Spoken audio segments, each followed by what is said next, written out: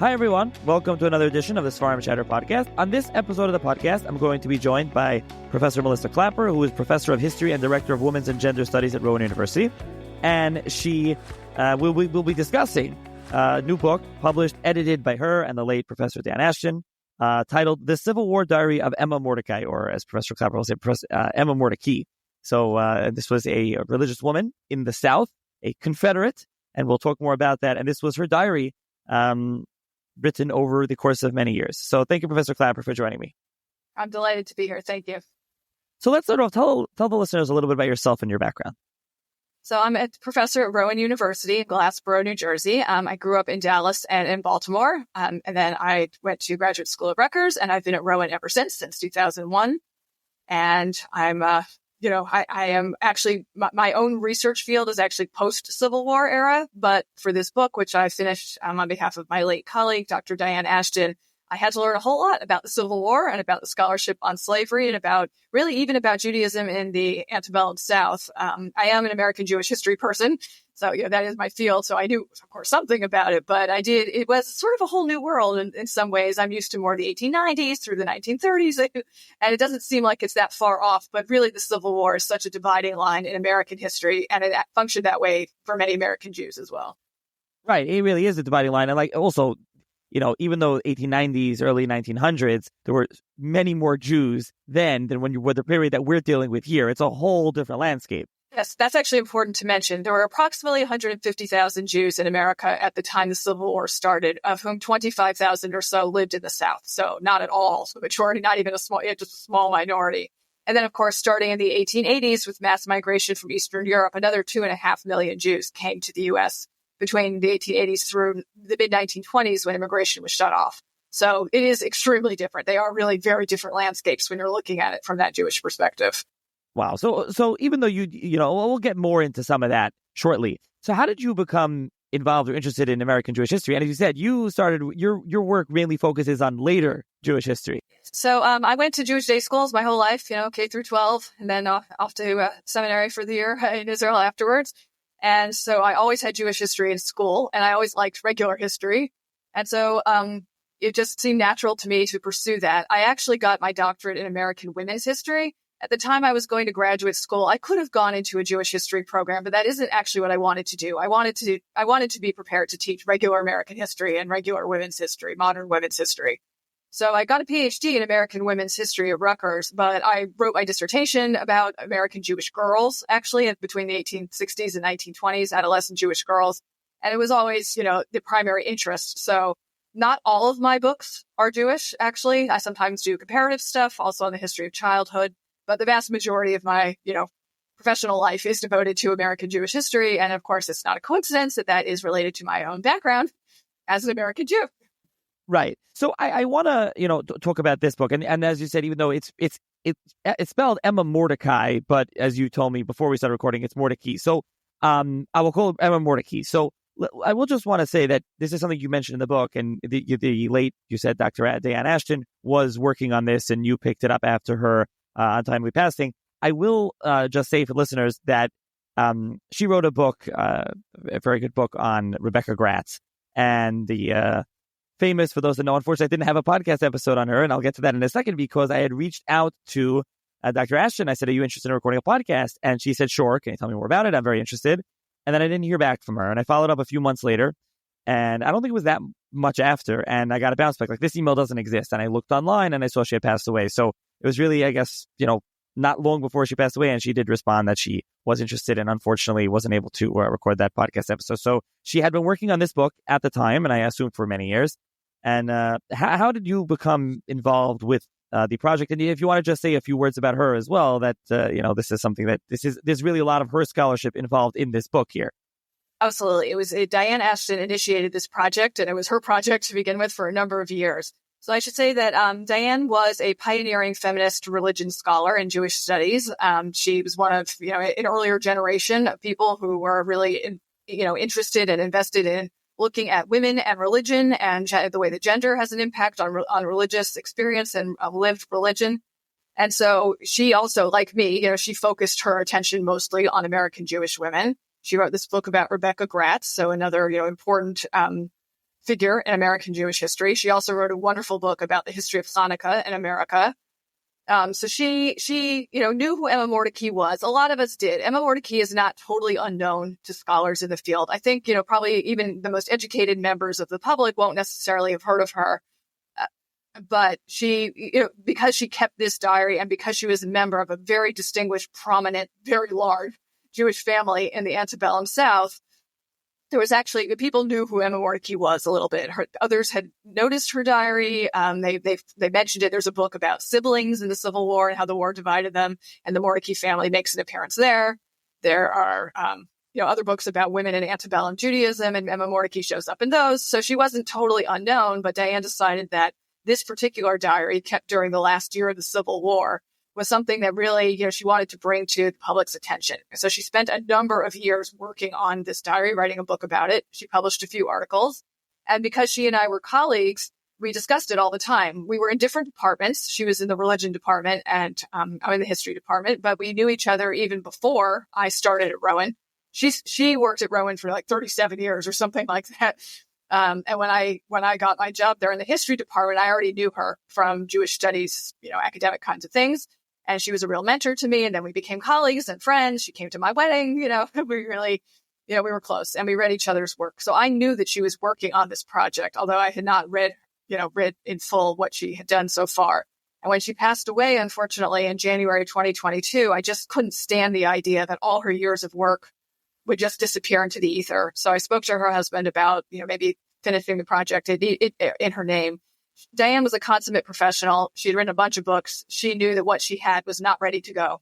So I trust that she would understand if she were here that, it needed quite a bit of work. The introduction that she had written needed to be revised and extended and completed, and some of the scholarship brought up to date.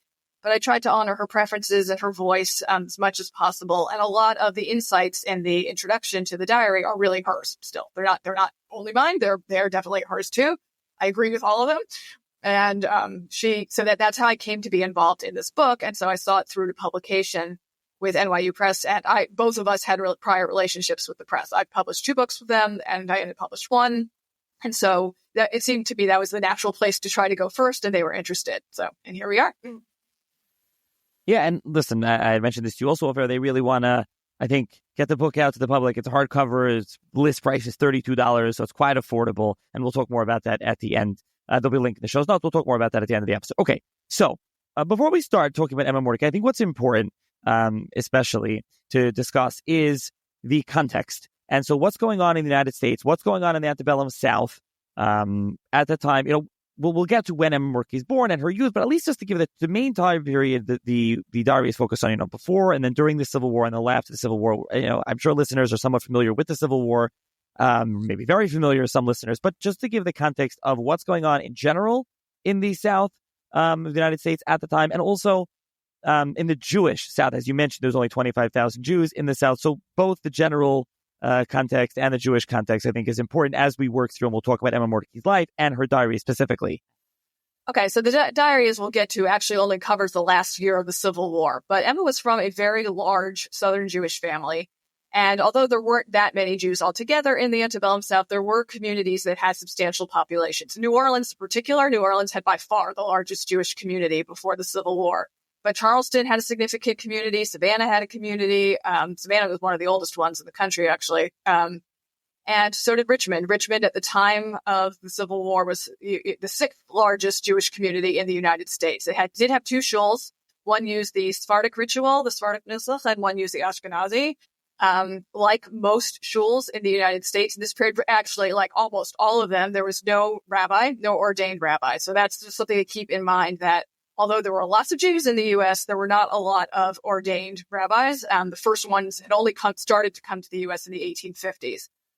So the Jewish community was settled and had been there a while. And Emma's family, as we'll get to, had been around for a while. She and her parents were all born in the United States. Well, her parents were actually born in the colonial before it became the United States. And what's important about the Southern experience is that, as of course everybody knows, the South was a slave-owning society. I mean, that is the premier thing that just, shaped everything about not just this woman's life, but the antebellum South was completely shaped by slavery. I should say that as a reminder that there had been slavery in the North, right? There was slavery in the North, certainly when the U.S. became a nation. It was pretty common, actually, not as widespread as in the South, but in every place in New York. Right? For instance, there were major slave rebellions in New York in 1712 and then again in 1741. So it's not like slavery was only a thing of the South, and certainly racism, unfortunately, was not confined only to the South. But by the time you get to this antebellum period leading up to the Civil War, the North did not have slavery anymore. There was no slavery left there. And it remained the key defining feature of the South. And that was a big sectional divide. And starting from the 1820s, at least, and really before that, there were constant conflicts between slave-owning states and non-slave-owning states. And particularly as the United States was growing and its territory was getting bigger, every time there was some new state that wanted to join the United States, there was an argument, should there be slavery here? Should there not? And there was a compromise in 1820, the Missouri Compromise, and then another one in 1850.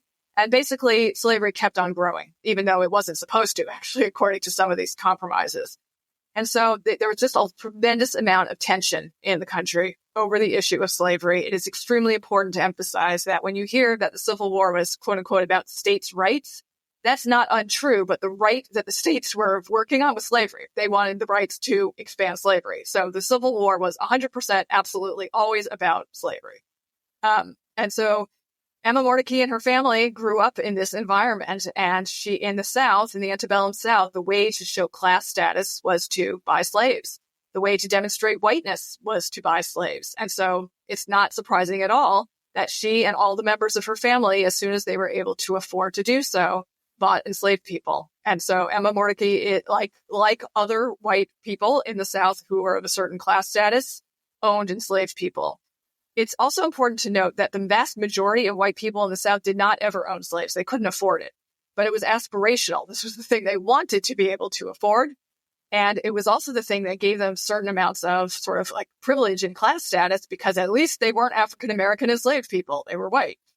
And so the racial dynamics of that in the South living in the South made Southern life quite different than life in the North or even the far West. And that's the environment that we meet Emma Mordecai in. That's the environment she grew up in.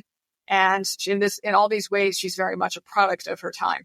Also, as you mentioned, she's from Richmond, and Richmond, Virginia was the capital of the Confederacy. So she's right in the thick of things.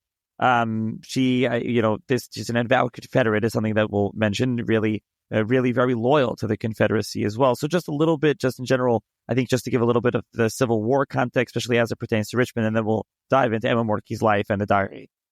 Okay. Well, the South was much less industrially developed than the North because slavery was agricultural, and it was part of sort of maintaining the slave-owning society, and that way of life was to keep the whole region agricultural.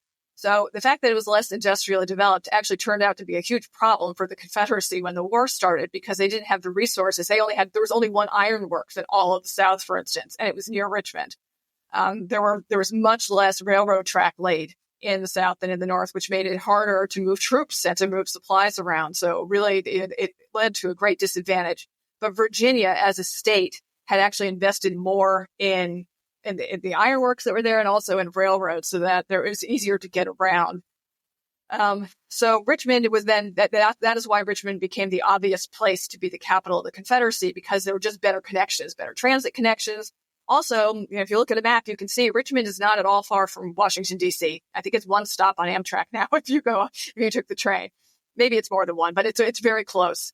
And there was actually an advantage in terms of communications to having the capital of the Confederacy be close to Washington, D.C., rather than far away, like potentially in New Orleans, which might have been another obvious place to go. Plus, Richmond is a port, but it had connections to the interior that were better than the places that were like, New Orleans or Savannah or Charleston, which were on the water and could very easily be totally blockaded. So Richmond became sort of the obvious place. And that meant that Emma, who moved in relatively high society in Richmond, knew all these people. She had dinner with Jefferson Davis, the president of the Confederacy, sometimes. She knew all these people. And at the point when the diary starts in April 1864, the war had been going on for a few years at that point. And she and two of her older half-siblings were living in Richmond, and they had actually been living with their mother, who had just passed away at 90-something years old. And they decided that it was just getting too dangerous, that it was clear that Richmond was going to be invaded and bombarded, and they just didn't want to stay there anymore. And that's the motivation, really, for her starting this diary in April of 1864. They closed up their house. They actually rented it out to a Confederate officer. There were all these people pouring into Richmond during the wartime. And the three siblings split up. They each went to live with a different relative. And that seems to be the motivation for Emma having started this diary in the first place. So she's very much, she's a Southern Jewish woman. She's completely invested in the Confederacy. She and almost all of her siblings were really staunch Confederates. And actually, we'll talk more about her family, but she is the number 12 out of a family of 13 children.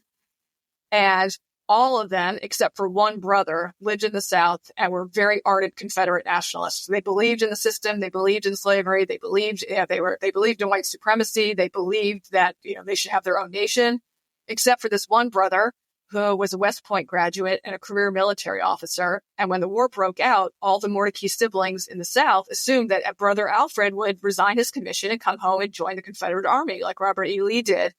But he didn't. He didn't want to do that. He didn't want to fight with relatives. He didn't want to fight. His wife was from Philadelphia, so he didn't want to fight with her family. He didn't want to fight with people that he had been to military academy with or that served with. So he just resigned his commission and spent the war on the sidelines in Philadelphia. But everyone else in the family, they almost all lived in Virginia, North Carolina. And there was one brother in Mobile, Alabama. And they all, you can see from their letters, there's a huge family collection of documents and letters and things. And they all believed in the system.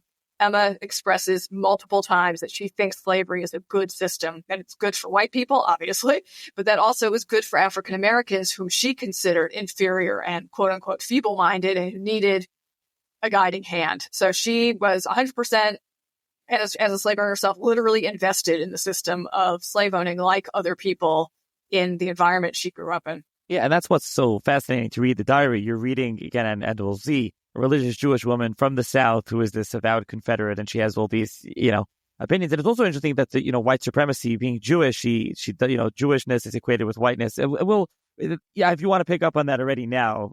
Yeah, I actually think this is a good moment to comment on that. I mean, race is sort of socially constructed. It can come and go. So there are certain points in American history where Jews were considered white, and there were certain points when they were not.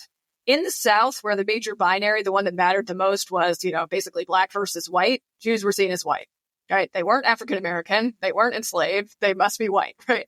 I mean, even that binary is really problematic because, of course, there were also Native Americans, for instance, in the South. And what about them? But really what mattered most, the identity factor that mattered most in the South was white or black. And so Jews were seen as white pretty unproblematically. That was not true in the antebellum North, where Jews were seen as racially suspect. It wasn't so clear what they were. They were mostly accepted as white in the antebellum period through the Civil War. But once mass migration started later, in the 1880s, the Jews who were coming from Eastern Europe were definitely not seen as white. Like, there's no question. They were not accepted as, just definitely white. They were seen as racially different, racially, mixed. There was a kind of racial anti-Semitism that was developing, in that period of the late 1800s and early 1900s. And so really, like, this idea that all Jews have always been white, first of all, it leaves out Jews of color who have always been around, but also it doesn't acknowledge this history where Jews have not always been seen as white. And so she was, and everyone in her family pretty much was. And so there's not a kind of racial anti-Semitism that this family had to deal with. But it's a complex issue. And you can see, in New York, at the same time that she's writing this diary, Jews were not necessarily seen as exactly white.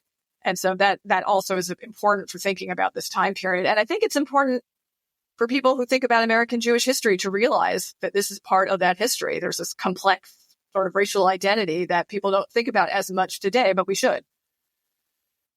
Okay, so I think that's there we have at least enough background context information to start. So let's talk about Emma Mordecai. Let's start with the Mordecai family and when they came to the United States and where she was from. Her family was Ashkenaz, but on her mother's side she was Sephardi, so she had kind of both mixed in there. Talk a little bit about the family, and then we'll move on to Emma herself.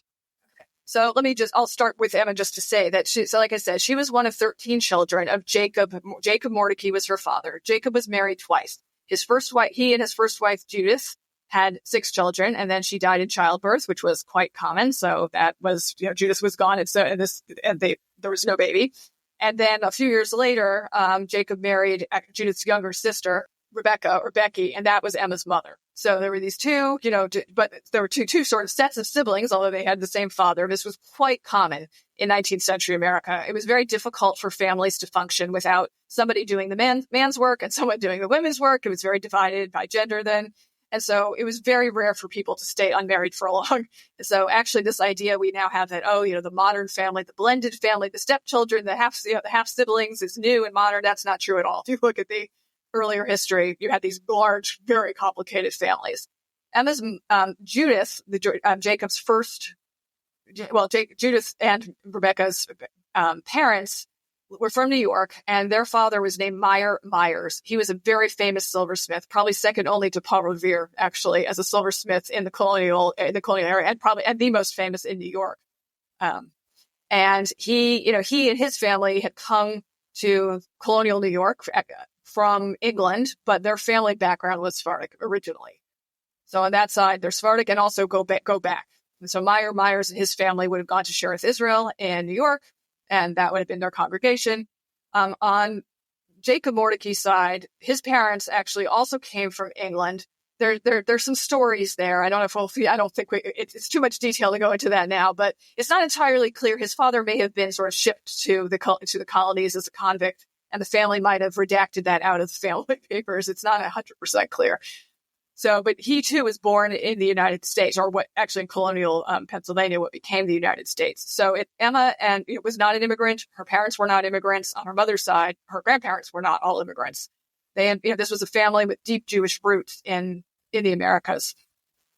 So Jacob and his wives he moved around a lot. He wasn't successful in business. He kept on failing in businesses, but the family finally found some success in North Carolina when they opened a school for Southern young women that became famous throughout the South. It was an elite academy for Southern girls, not Jewish girls, excuse me.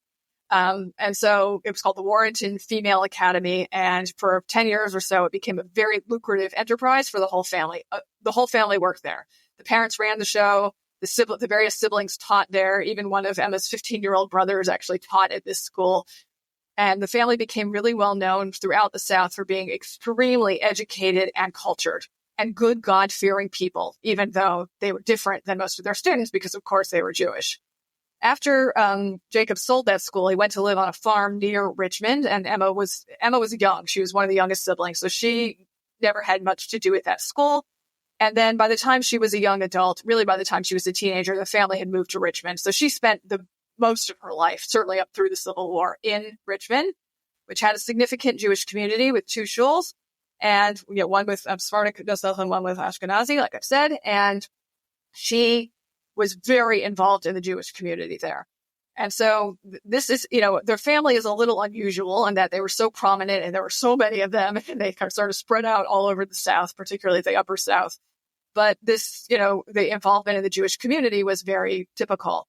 And Jacob Mordecai in particular when he moved into Richmond, really became a leader. And when he died, it was actually known. He had the biggest Jewish library of books that anybody had ever seen in the United States. He had 19 Jewish books, and that was considered just an enormous collection. And he could read Hebrew, which was not the case for most Jews in America in this period. And just, he had really been a leader in this community. And so was Emma. Emma founded a Jewish school, the first Sunday school in Richmond. She founded that. She wrote a textbook for Jewish kids that was used in Sunday schools, not just in Richmond, but elsewhere. So she was known, the whole family was known to American Jewry. And that was sort of her family background. Okay, so I want to follow up one thing on her parents. You mentioned when were her parents born? I'd have to look that up. I'm sorry, I don't know. Yeah, I'm curious. They were born, definitely before the American Revolution, no question about that. When Jacob was like 12 or something, his school, his military academy helped, usher in some patriot troops into Philadelphia. So her parents were definitely born before the American Revolution. Right, and you mentioned that the mother lived into her 90s, and Emma herself lived a long life. So they really spent, Emma spanned the whole 19th century. She was born in 1812, and she died in 1906. I mean, that was really my next question. Her years, she really lived a very, very long life. And this diary is just a sliver of what we have for a year, 2 years at the end of the Civil War. Okay, so you just mentioned when Emma was born, and you mentioned and what about where Emma was born and youth? I mean, you talked already about Emma a little bit moving to Richmond, but she really mainly grew up in Richmond. So as you said, she was born in 1812, not in Richmond. The family moves to Richmond when she's young. So she really grows up in Yes, Richmond, though. absolutely. And she loved Richmond. I mean, she just loved it. It was her city. She loved it. She was so unhappy during the Civil War when it was bombarded, and attacked as the Confederate capital. And one of the reasons that she and her siblings left is that it was becoming too dangerous to stay there. But at the end of the diary, after the war is over, Richmond was just physically devastated at the end of the war. There was a huge amount of bombardment, and there was a terrible, terrible fire at the end, right as the war was ending, that just leveled the city. You can look online to see pictures of Richmond burning. And Emma and her relatives that she was staying with outside of Richmond were just, horrified by this. I mean, they couldn't believe it. This city that they loved so much was just in tatters like this, in smoke. And she went into Richmond right as the war was ending, within a day or two of the war actually ending, and just wrote in her diary about how she walked through her beloved city and it was just reduced to rubble. And it really, really bothered her. She definitely identified as a Confederate, as a Confederate, but also as a proud, as she wrote, daughter of Richmond. She really, was very attached to this city.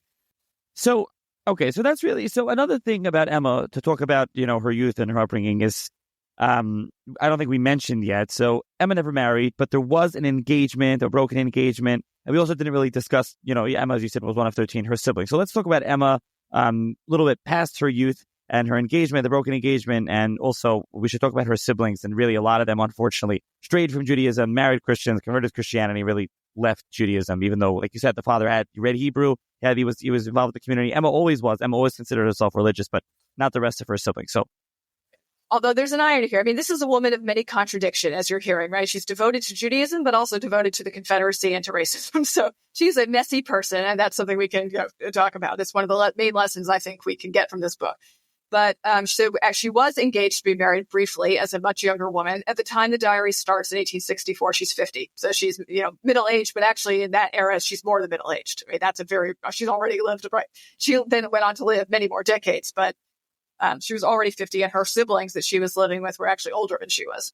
So Emma had been engaged. We don't know a lot about this. I should say that we have a huge amount of material from the Mordecai family, just enormous. There's an enormous family papers collection at the University of North Carolina. And it's letters and documents and diaries and journals and business materials and just anything you can think of from the 1700s through the early 1900s. It's this really impressive collection.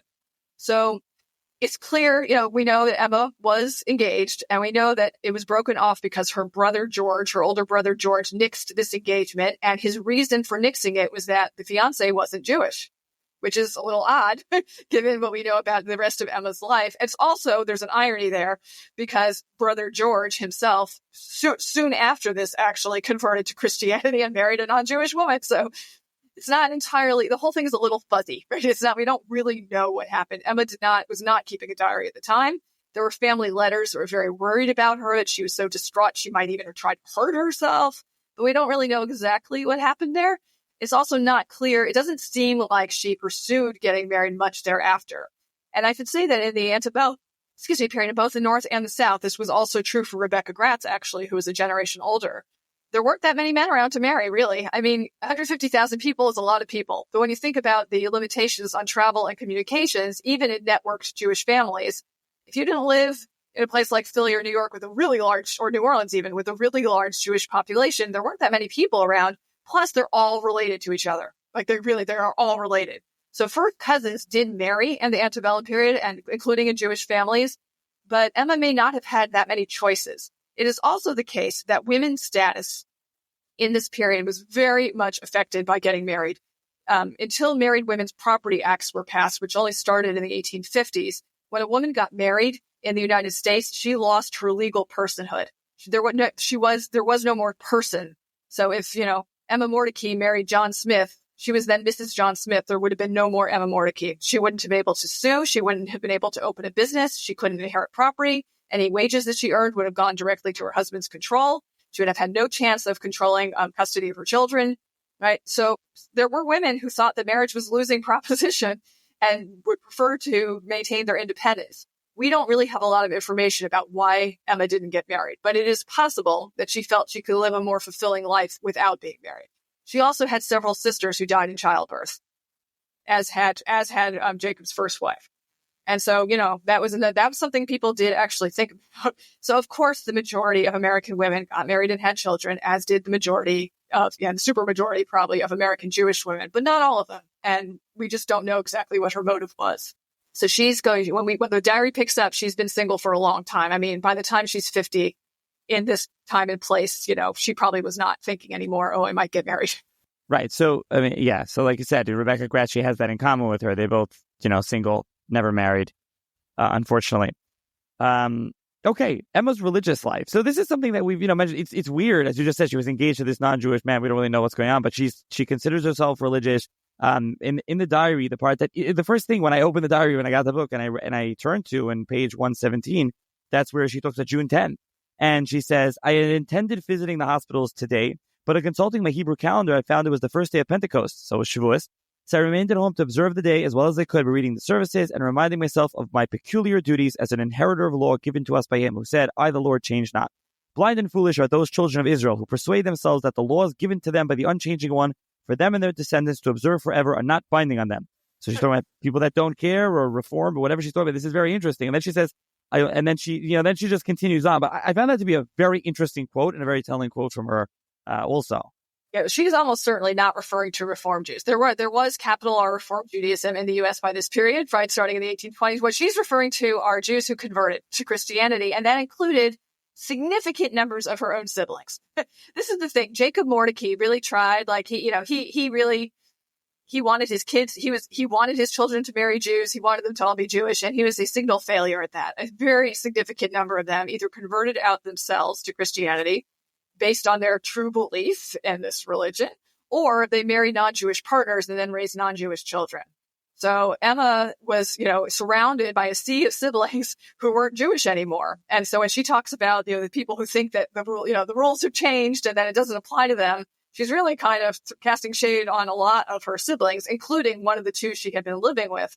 And the thing is that it seems like we don't know exactly what happened with this engagement, but shortly thereafter is when Emma's sister Ellen converted to Christianity. And this was a sister she was very close to. They spent a lot of time together and then lived together for decades in Richmond. And Ellen, once she was Christian, became a real evangelizer. And all she wanted to do was to convert Emma. They spent decades fighting with each other about this.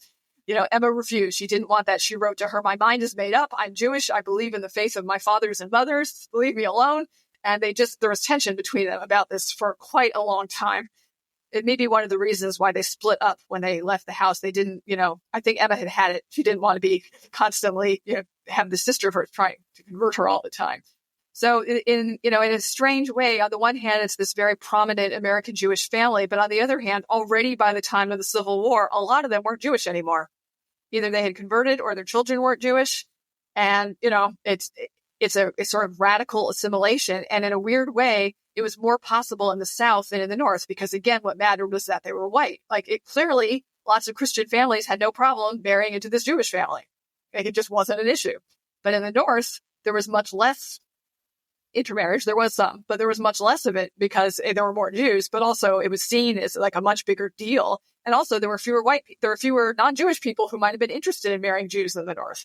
And so you had this strange situation where the whole system of slave owning and racism made Jews more acceptable in most ways, just like they were seen as white. They were seen as more socially and even religiously acceptable in the South than they might have been elsewhere. And it hurt Emma. I mean, she was a staunch defender of Judaism.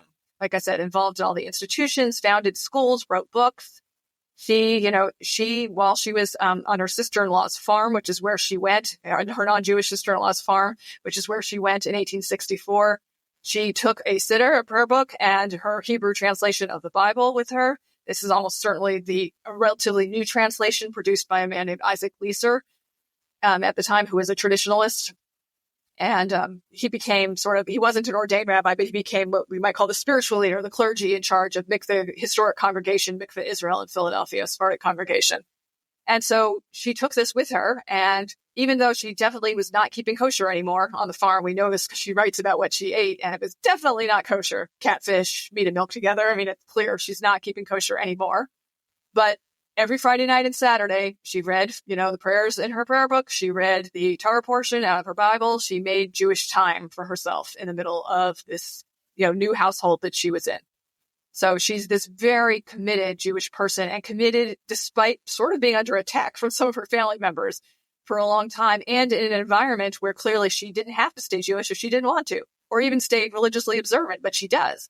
And although from this quote that you just read, Natalie, we see that she spent Shavuos on the farm every other holiday, that came up, including Pesach, Passover, which was right after she left the first place. She went back to Richmond, where she still had Jewish relatives, and she spent the holidays there.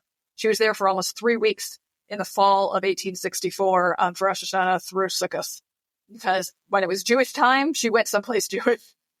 So she really was devoted in a lot of ways, and yet. So she's a very complicated figure.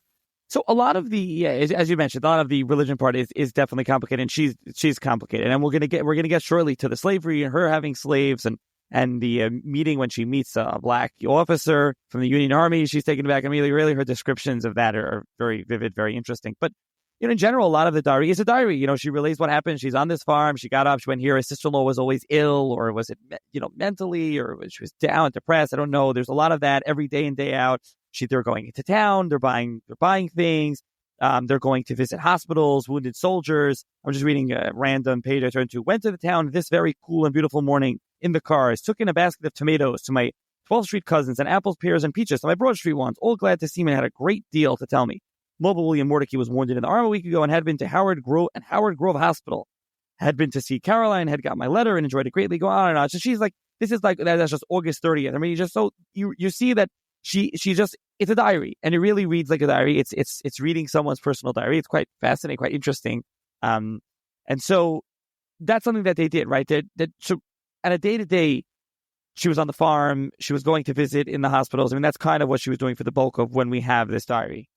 Yes. I mean, she started keeping this diary as a chronicle of her life, but, daily life went on, right? Work on the farm had to happen. Because she was living on a farm, they were never hungry, right? Other people in other places during the Civil War didn't have food, but she was living on a pretty prosperous farm, and, life went on. So, and you see that also Emma and her sister-in-law, Rosina, do all kinds of domestic work. They don't just sit around while the enslaved people are working. They were doing some of the cooking. They were doing some of the gardening. They were making rugs. They were mending. They were making quilts. They were making dresses all the time. They were busy all the time. She was engaged in regular women's domestic work like any other woman would have been, North or South, during this period.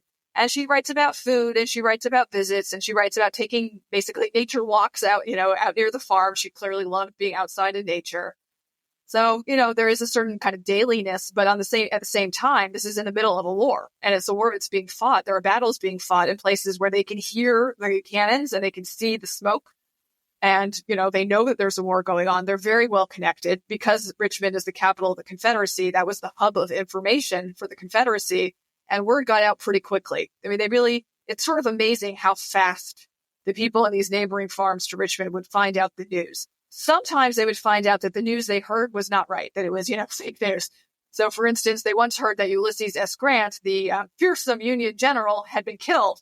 And of course, they all rejoiced, but then they found out a few days later that wasn't true. It never happened. And it burned them a little bit, so that at the end of the war, right after the war, when Lincoln was assassinated, they couldn't believe it. Emma wrote in her diary, could not credit it. Like, they just didn't believe it. And it took a few days for them to realize, oh, no, this actually happened. And so they are hooked into a communications network. But her diary has a combination, like most diaries from this time period, of sort of reflection and personal reflection, where you really get to know the personality. And then a more day-to-day, this is what I did today, this is what I ate today, this is who I saw today, that kind of thing. And you really can get a very clear sense of her life from reading it. She was an educated woman. She wrote beautifully. Her handwriting was actually beautiful, too. I mean, you really could get a sense of who this person was. She loved her family, particularly the two nieces that she spent a lot of time with, during this year that you see popping up in the diary. She just, she and her sister-in-law had known each other since they were children. Emma was very familiar with this farm before she moved there. She knew all the people there. They were all family to her, including, she thought, the enslaved people who lived there, whom she also had known for a long time. So she was very comfortable, but she also never forgot that she was no longer in a Jewish space, and she was not the mistress of her own household. My colleague Zev Elif, who is the expert on 19th century American Judaism, assures me that at the house in Richmond, they almost certainly would have had a mezuzah. But, of course, Rosina's house is not a Jewish house, so there's no mezuzah.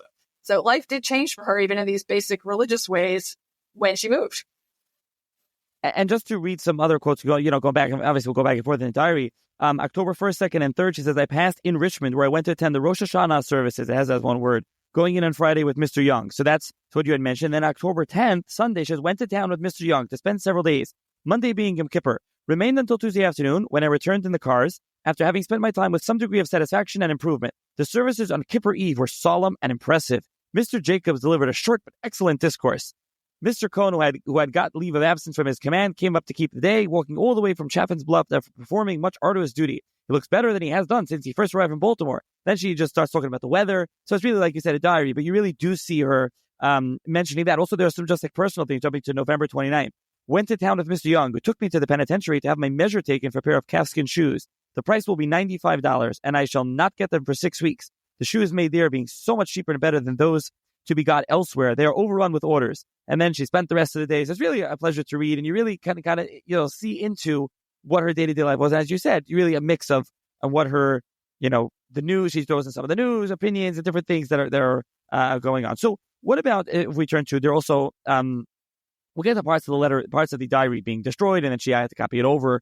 But what about she meets, throughout, you mentioned the racism and her opinion of blacks and of slaves. And this especially comes out where later on you see where she says her opinion about meeting black soldiers in the Union Army. And she's quite shocked.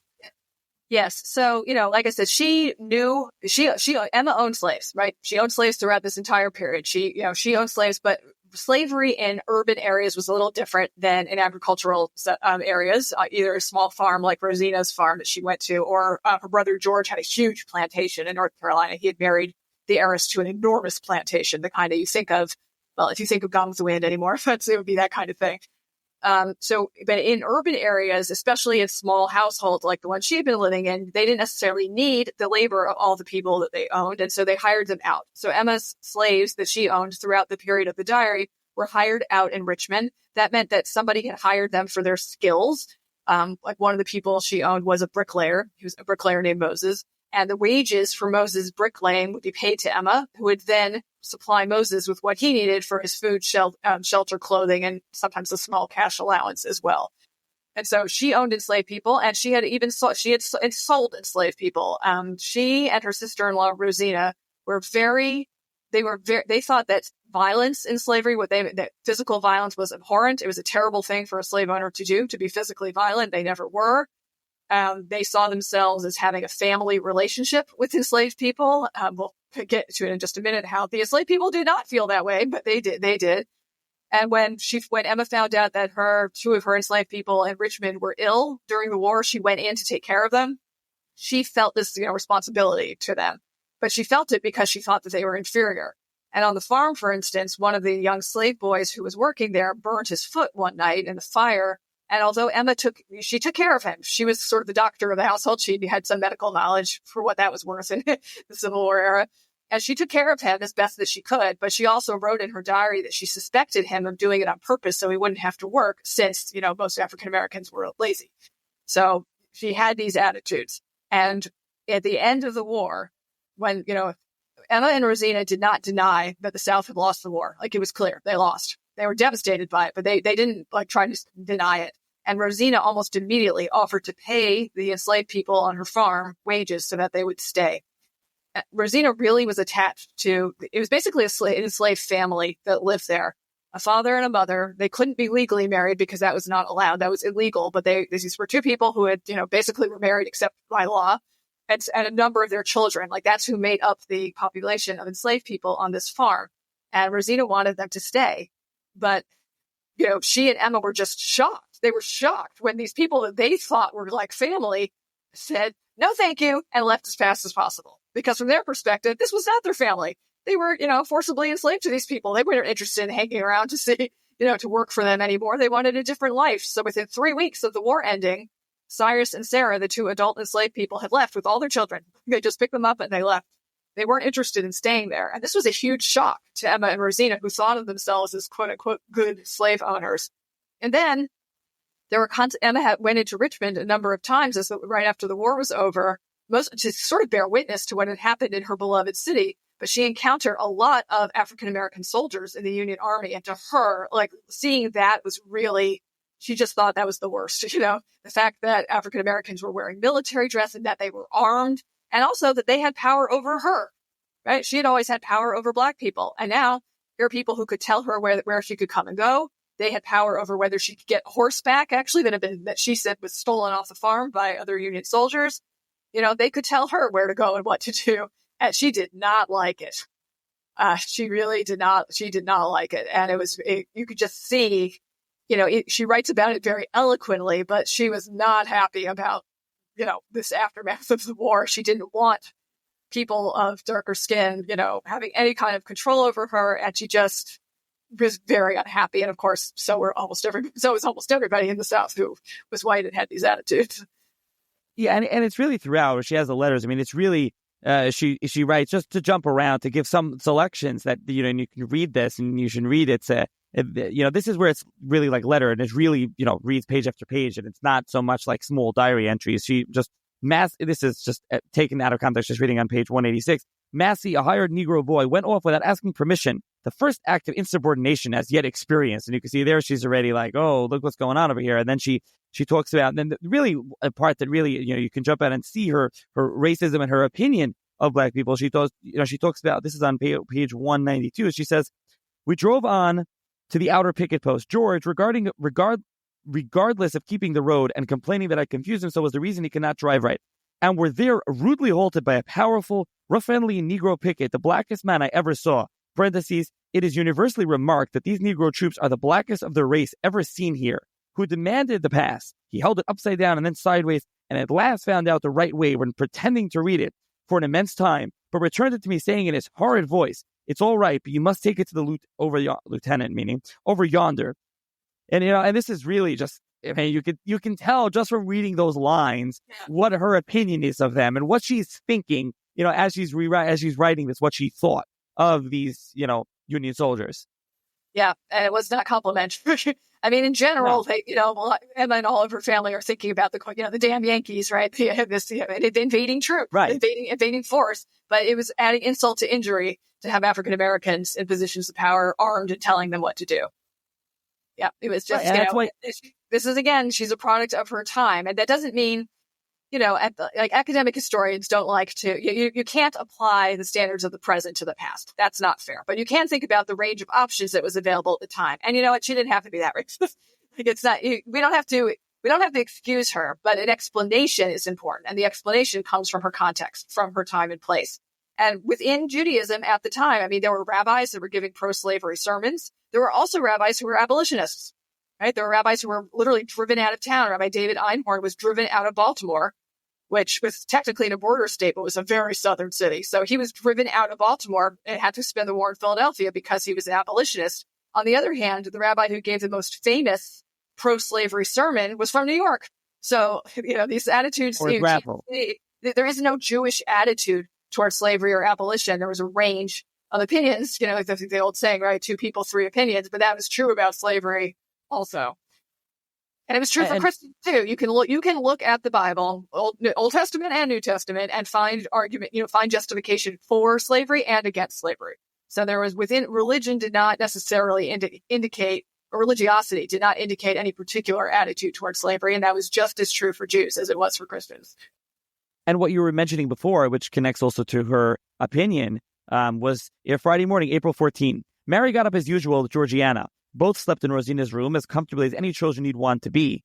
Took out her bed and never, underlined, came back. Her father, one of the trickiest and meanest of his race, was waiting for her when she went out and took her away, not even allowing her to take leave of one of the kindest of mistresses. This was a great grief, as well as a great loss to Rose and Gusta. They were very much attached to the child, who was both good and useful. Her mother had belonged to Rose, etc., etc. So you see there how she feels that this is her family, and how could they do this, and what are they thinking? Yet while throwing in the insults and what she thinks of them and what she thinks of the father, like it's all like, and then and then she wonders why they're running away when she's like calling names and saying her opinion. So, but you really can kind of really see that, and it's a fascinating document. Therefore, just for that, just to see again what a woman in the South, a Jewish woman, an avowed Confederate, racist, what she believes, slave owner. I mean, just to really read that. And as you're saying, you're not putting, 2024 back then, but just seeing this and actually you're reading it in real time of what they're experiencing, someone from the South. So, I mean, what was it like for you to work on this and to read this? I mean, it was something. It's very, it's complicated, but it does demonstrate. I mean, I think it's important that you see, I mean, throughout Jewish history, we have example after example after example of this. Jews in America, no matter what their level of traditional observance may or may not be. And in Emma's case, it was actually pretty great, even though she gave some things up when she, in these wartime, like emergency situations. But still, like, being Jewish does not protect you from being a product of your place and time, right? People, it doesn't matter how much you try to insulate yourself. I mean, you can see this even today, but it was even more true when there was literally no way to insulate yourself. The community was never big enough to do that. You couldn't escape the place that you were from, and what the attitudes were and what the life was like around that. I mean, you see, if you look at, I mean, we all know this, right? If you go to some place like the Israel Museum and you look at the clothing that Jews wore in different times and places, and you see how different it is. People were not all dressed alike, despite what those coloring books might show us. People were not wearing shtreimels when they crossed the Amstel. That is not what happened, right? People just did not, they dressed the same way as the other people around them dressed, sometimes with actually laws that force them to dress a certain way. But still, they were part of the communities that they lived in. And so being Jewish is not protection necessarily. It would be nice to think that it would always lead to, being on the right side of everything, but it doesn't. It never has. And that's actually, it's important to think about that and to remember that, where Jewish observance can lead, we would like to think is always a good place, but depending on circumstance, it isn't always. It's not insulation or an inoculation against certain kinds of things. And this is a very stark example of that, because really when you read her diary, she's a very sympathetic character. She writes beautifully. She loves her family. She's devoted to Judaism. Like, all these things are great. And you really get sucked into her world by reading her diary. It's just fascinating. But it's a big but. She, has all these attitudes and beliefs that are really very troubling to read about from someone who in many other ways seems so admirable and maybe even so close to us as readers. Which makes it so fascinating to read it and to experience it. And like you said, you really get sucked in. First of all, are there any other examples of the diary that you want to, passages or entries or things that jump out to you? Well, something that's interesting to me is that she and Rosina both answered a call from the Confederate government to go to hospitals, to help out at hospitals. So they brought food to some of the local hospitals in Richmond. And because Richmond had a train depot and because it was the capital of the Confederacy, a lot of Confederate wounded soldiers were brought there. So there were significant military hospitals, including one actually run by another Jewish woman named Phoebe Yates Pember Levy, who was a Jewish matron of one of the largest hospitals in Richmond. Another staunch Confederate racist woman. Actually, we have her memoir of her job there. She and Emma certainly would have known each other, but that's not the hospital that Emma and Rosina went to visit. So they brought food, and they performed certain kinds of nursing tasks. Basically, there weren't enough doctors. Nursing was not really a profession yet. So there were some nurses around, but not in the way that we mean that. And they just needed help. They needed people to come and help in the hospitals. So Emma and Rosina responded to that call, and they, acted like other good Southern women did. And they went and they helped, and they didn't do medical stuff really, but they would, bathe, they would, hold cold compresses to somebody's brow, and they would read letters or sometimes write letters for people or read to them. And Emma did this for a while, but she found it really dispiriting because the people she was helping kept dying. It's just, a reminder, a lot of people died in the Civil War. And so she stopped doing it after a while. On a happier note, or kind of a funny note, Rosina, the sister-in-law, had a cousin named Lawrence who was wounded and who was in the hospital. And Lawrence had a younger sister named Rose, and the younger sister came and visited her brother, of course, in the hospital. And Emma wrote a note in that actually that's where Rose met her husband. She married the doctor who was taking care of her brother. There's this kind of romance, amid the carnage, little side note that was kind of interesting that I always enjoy looking at again. And I think also Emma's appreciation for nature is worth commenting on. This was something that Diane really tried to highlight. She loved the natural world. She spent a lot of time taking walks. She could identify lots and lots of flowers. She knew a lot about botany. There was a creek, there's a water source near the farm. There were lots of different kinds of trees. There were flowers. And she spent a lot of time outdoors. And for her, that was a way to sort of marvel at the world that God had created. It was a religious space for her. So that's something else that I found interesting. And then I also wanted to highlight something that Diane noticed that I think is really significant to point out. Emma started keeping this diary when her life changed. It totally changed. She's not living in Richmond. She's not the head of her own household. She moves to Richmond. She moves to Rosina's farm, and she's not in a Jewish household anymore. And the diary really became, Diane thought, a place that was sort of the place of her Judaism, where she wrote prayers. She addressed God directly. She kept track of, when it was Shabbat, and the holidays. It became her Jewish space. And what Diane noticed that was so interesting to me is that when Emma went back to Richmond to spend the holidays with relatives, her Jewish relatives, she did not take the diary with her. She didn't need it there because she was doing Jewish, just her regular daily life while she was with these relatives in Richmond and keeping the holidays and going to shul.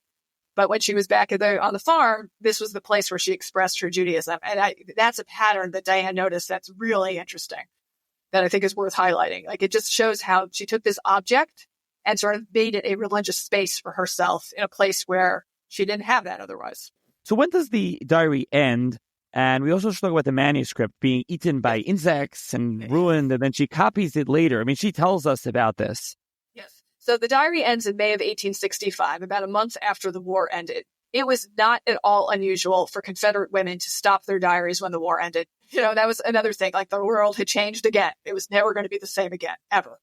And so there's just a pattern there. There's dozens and dozens and dozens of Confederate women's diaries that just stop, right as the war is ending. And Emma's did too.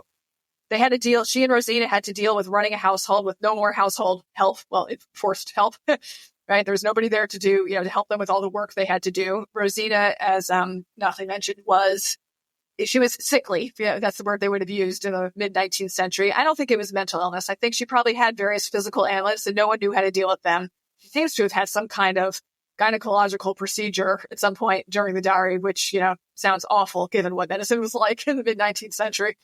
I shudder to think what it was. So Rosina was actually a chronically ill person. She needed a lot of help, and there was no one to help. They tried to hire free, newly emancipated African-American women as cooks in particular, and just had no luck getting anyone to stay for wages. They brought in a little orphan girl. There were a lot of orphan kids. They brought in an orphan girl from Richmond, and she didn't like the countryside, so she went back to Richmond. So Emma, who had always worked, it's not like she sat around, as I said, but now she was working many more hours a day and keeping the household afloat. And she was just really tired and unhappy. And, she had relatives who were killed in the war, and she was getting all the news from the family, and it wasn't all good. Her brother Solomon in Mobile had been burned out of his home when the Confederate troops sailed into the port. So she, I think she sort of underlined the diary and then, said and stopped. She didn't write in the diary, "This is my last entry," but she stopped keeping it about a month after the war. And then she took the diary with her wherever she went. She went back to Richmond after the war and lived there for a while. And then I found her in census records, actually living a couple of other places in the South where she was a teacher. She had done some tutoring before the war, but she didn't really have a profession, and she was never listed with a profession in the census before the war. But after the war, she's a teacher. So she lived in Georgia for a while. She lived in North Carolina for a while, but she always kept on going back to Richmond where she had relatives. And she took the diary with her wherever she went. And in 1886, for some reason, probably, this is my speculation, probably because starting in the mid-1880s, a lot of Southerners were publishing their accounts of the war. They wanted the story told the way they wanted it told, this whole lost cause mythology that, the Southern cause was noble and just, blah, blah, blah, which is completely impossible to defend now. But she may have seen that other people were publishing their diaries, and maybe she went back to it to see if she would be interested in publishing hers, or maybe she just was inspired to reread it. And when she opened it up, she found that insects had gotten in there, maybe some mice, and some of the pages were, illegible or had just been eaten altogether. And so in 1886, while staying with cousins in Richmond, she recopied the entire diary into a brown notebook in her beautiful, beautiful handwriting. It's very clear. It's very easy to read her handwriting, and a couple of pages of it are reproduced in the book. And that diary, that 1886 copy, is what we have now. That's what lives in the archives at the University of North Carolina. At some point, she gave this diary to her great niece, Patty Mordecai, And Patty and a number of the other relatives in the early 20th century and throughout the first decades of the 20th century made gifts of huge numbers of Mordecai family papers to the University of North Carolina. And this diary was among, a batch of those papers. So it ended up there. At some point, somebody produced a transcript, a typescript of the diary. That is also in the archive. It looks like to me from the paper and the kind of the way the font looks, it's a pretty early typewriter. I would guess it's, no later than the 1920s that there was this transcript. And then that's what actually Diane Ashton had turned into a Word document that became the basis of the text. But anytime there was a question, I always went back to that 1886 handwritten copy, to see what she said. And there were some questions. There's always textual questions. Things get lost, as they're being transcribed. So I spent quite a bit of time looking at the original. It's actually digitized. So anyone who wants to could look at the both the transcript and the diary at the University of North Carolina library system. And the fun thing is that when she was making this copy, Emma added some notes in parentheses. Oh, okay, this person married that person. This person got divorced, which was, quite shocking for this period. They had 2 babies. One of my favorite passages is something in the diary she wrote. Well, I told a joke and everybody laughed. And then in 1886, when she recopied that, she wrote, I wish I had recorded the joke. It just made me laugh when I read that. We all think, we're going to remember how funny we were. But no, 20 years later, you don't remember what you said. So she recopied it for posterity, and it was preserved for posterity through this family collection at the University of North Carolina. And that is how we can read it. That's how we have access to it. But of course, the public isn't going to go to an archive, and they're not going to tramp their way through the original handwriting, even though it's quite beautiful. And so Diane's purpose and then mine, is bringing this book to a wider public by publishing it, by publishing this text. First of all, you mentioned there that it's digitized now. Are you able to provide that link? I could put it in the show's notes, the link as well, to the digitization. Yeah, so anyone interested can see. There are a number of, there's a picture of her in the book. There's a number of those pages that you can see. Actually, beautiful, as you mentioned earlier. There's a beautiful script handwriting. You can read it. You can make it out, but I'm sure it's nicer in the digitized version online. So the book, the picture, it's not in color. So you can check that out. So, and you mentioned you found Emma later, and you mentioned earlier that she also died in 1906. What can you tell us about the rest of Emma's life after 1865, after the diary ends? What do we know, and where did she die? We actually don't know as much about her as one would think. I mean, this is, of course, a problem with history, right? People kind of come in and come out of sources. We just don't know what happened to them. Like the enslaved family that left Rosina's farm, right? Cyrus and Sarah, and there are at least 4 children that went with them. They exit the farm and they exit history. There's just no way to know what happened to them. I hope if they were like most enslaved families, they probably tried to get their marriage legalized as quickly as possible. Chances are good that they tried to get their kids and themselves tried to learn to read and write as quickly as possible. There are certain things we can imagine, but we have no idea. And we don't, they didn't have a last name. They probably took a last name. We don't know what it is. So this is the same kind of thing with Emma. She doesn't exit history quite the same way, but we just don't know. We know that she was this teacher in a few places. You can only track her really through correspondence in the family collection and through the census records, that's just a snapshot in time. Where was she living in 1880 when the census was taken, or in 1890, or in 1900? But she did not disappear off the map of the Jewish community, because in 1906, when she died in Richmond, I think actually she did not die in Richmond. She died someplace else. When she died, the American Jewish Yearbook actually included an obituary of hers in what they called the necrology, the section that they had every year about the famous Jewish people who had died that year. And she is included in that. She's identified as a teacher and an educator. They talk about the Sunday school she founded. They talk about the books that she wrote. They talk about her famous Jewish family, even though by 1906, there are even less. There's even fewer Jews left in the Mordecai family than there had been. So she did not disappear from American Jewish memory, which is sort of nice to think about. And she also did not disappear from Southern memory. It does not seem like she joined the United Daughters of the Confederacy. Diane actually corresponded with the secretary of that organization to see if she was ever on membership roll, and she does not seem to have been. But she did donate family papers and furniture to various Confederate memorials and to museums and things like that. So that suggests that she never quite gave up her allegiance, to the Confederacy, and might have believed in the so-called lost cause. But we just don't have as much material from her as, I would like. I can't tell you the full story of the decades that she lived after the war. Rosina also lived a long life, despite the fact that she was sickly. She also lived for quite some time after the war was over. And we know that Emma had a close relationship with this great niece of hers, Patty Mordecai, to whom she gave the diary. So she remained, kind of the linchpin for her family. But she shows up more as like, I'm writing a letter to Aunt Emma in the archives than so many letters back from, that means that Emma saved the letters that were sent to her. But the people that she wrote to didn't necessarily save all of her letters. So we just don't have them. So, we just don't have a full accounting of her later life, which is unfortunate. So also, you mentioned in the end of the introduction, page 83, is that the 1900 census shows her living as a boarder in the home of Mrs. Gay in Augusta, Virginia. And then she passed away in 1906. There's a picture in the book of the Finder grave, which I just looked up. And so it says she died in Brevard, North Carolina. But it says that she's buried in Richmond. And there's a picture of the grave. So, yeah. Yeah. Well, I mean, again, this is a pretty well-known family. And so I don't know who she was living with, where she died, but a lot of the Mordecays are buried in the Jewish cemetery in Richmond. I mean, not all of them were Jewish, but she was, and she is in the old historic Jewish cemetery in Richmond, which is where her father was buried and her mother. I mean, there was reason. It's not surprising really that she ended up there, but I don't know whose household she was living in 1906 at the time she passed away. But clearly from that other census record, I mean, she mostly lived with relatives, but sometimes she was just a boarder in other people's houses. And that's not unusual. Women did not live alone. Respectable women did not live alone. That was just not an option for her at any point in her life. She never lived alone. She always lived with family or occasionally in this kind of boarding situation. Because nice women did not live by themselves. That was true north, south, east, and west at this moment. It's really not until later that it became quasi-acceptable.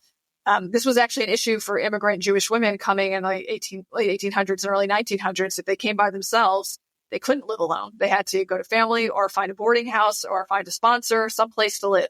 No one would rent anything to a single woman. They assumed only somebody up to no good would want to live alone. And so Emma spent her long, very respectable life living sometimes in other people's houses, sometimes in her own, but never by herself. I think we kind of covered a lot. Obviously, you read one of these type of things when we talk about autobiographies or diaries, you have to really read it. Something like this, you really immerse yourself in it. I don't know if we mentioned, so maybe we did, just to point out that there's an introduction about 80 pages, but there's no notes. So there's notes to the introduction, but you kept all the information there. So the diary just reads, you can run through it. There's no notes to the diary. And that was Dr. Ashton's idea, what she wanted, and you kept to that. Yeah, it was her preference. She wanted that to be a sort of seamless reading experience. So you would read the introduction, which introduces the whole cast of characters, provides a lot of context, highlights these important themes about religiosity and racism, this kind of thing, talks about the Civil War, provides a lot of information. But the diary itself, Diane did not want to be annotated. She just wanted people to read that introduction, know who the cast of characters was, and then be able to just read smoothly through it to really get a sense of the personality involved. And that was, I definitely wanted to honor that preference. There were other things I had to change, but it just seemed, it was an aesthetic preference. But I think also for just the literary reading experience, it makes it that much smoother. And if you, want to know who somebody is, if you don't remember from the introduction, then there's an index. And sometimes you need it. Sometimes even I need it, because there's a lot of repeated names. There are just so many Georges and so many Ellens. And so, so many, there's a lot of repeated names. And so there's pretty detailed index that can help with that too. So far, I haven't heard too many complaints about this format, but it also really does honor the way that Diane wanted to present this text. And so I think that's important. Okay, so there'll be a link in the show's notes, and hopefully if you send me, I'll put a link to the digitized version as well that anyone interested can check out.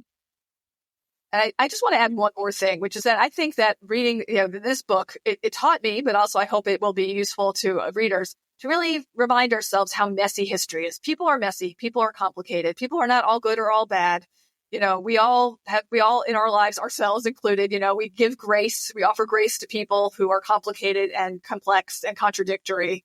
And that's true for historical figures as well. And this book is about someone who's a really good example of that.